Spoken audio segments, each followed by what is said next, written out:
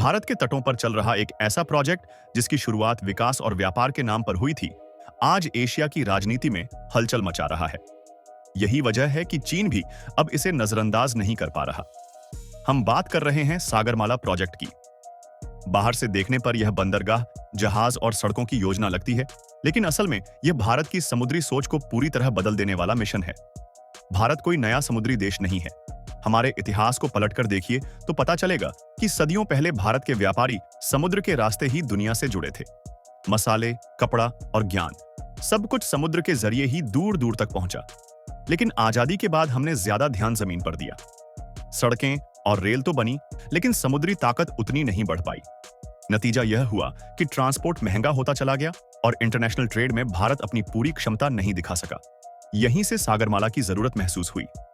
Sagarmala project की सोच बहुत साफ है।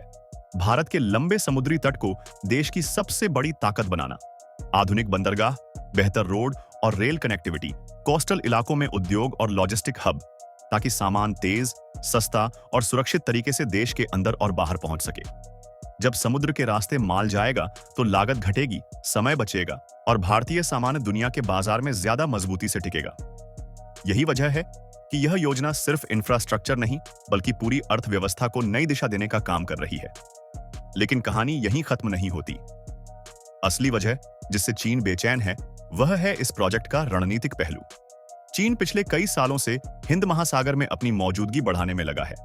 पाकिस्तान, श्रीलंका, म्यांमार और अफ्रीका तक बंदरगाह बनाकर उसने एक ऐसा नेटवर्क तैयार किया जिसे दुनिया स्ट्रिंग ऑफ पर्ल्स के नाम से जानती है। मकसद साफ है, समुद्री रास्तों पर पकड़। ऐसे में जब भारत अपने ही तटों को मजबूत करना शुरू करता है, तो यह चीन की रणनीति के लिए सीधी चुनौती बन जाती है। सागरमाला के तहत भारत पुराने बंदरगाहों को हाईटेक बना रहा है और नए डीप सी पोर्ट्स भी तैयार कर रहा है। इसका मतलब है कि अब बड़े कार्गो जहाज सीधे भारत के बंदरगाहों पर आ सकेंगे। उन्हें दूसरे देशों पर निर्भर नहीं रहना पड़ेगा।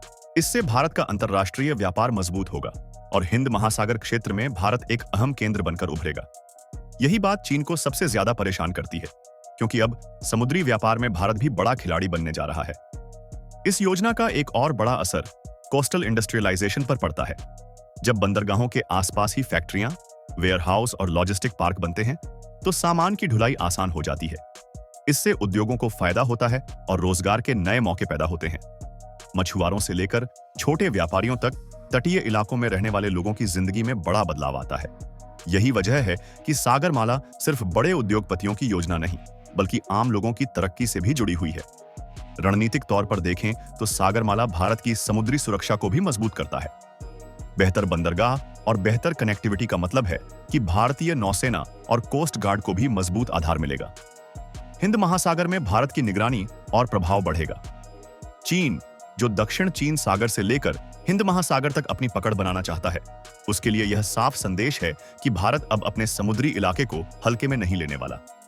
धीरे धीरे यह साफ होता जा रहा है कि सागरमाला कोई जल्दबाजी में बनाई गई योजना नहीं है। यह आने वाले कई दशकों की तैयारी है। जैसे जैसे यह प्रोजेक्ट आगे बढ़ेगा, भारत की लॉजिस्टिक लागत कम होगी, व्यापार बढ़ेगा और वैश्विक सप्लाई चेन में भारत की भूमिका मजबूत होती जाएगी। यही वजह है कि आज दुनिया भारत को सिर्फ एक बाजार नहीं, बल्कि एक रणनीतिक पार्टनर के रूप में देखने लगी है। चीन शायद यही मानकर चल रहा था कि भारत जमीन पर ही अपनी ताकत बढ़ाएगा, लेकिन सागरमाला ने यह साबित कर दिया कि भारत अब समुद्र में भी लंबी रेस की तैयारी कर चुका है। यह टकराव हथियारों का नहीं, बल्कि सोच और रणनीति का है। एक तरफ चीन का विस्तारवादी मॉडल है और दूसरी तरफ भारत का विकास और सहयोग पर आधारित रास्ता। यही फर्क आने वाले समय में बहुत अहम साबित होगा।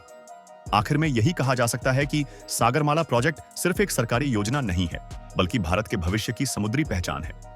यह व्यापार, सुरक्षा और आत्मनिर्भरता तीनों को एक साथ जोड़ता है। चीन को झटका लगा या नहीं, यह वक्त बताएगा, लेकिन इतना तय है कि भारत अब किनारे खड़ा होकर लहरें देखने वाला देश नहीं रहा।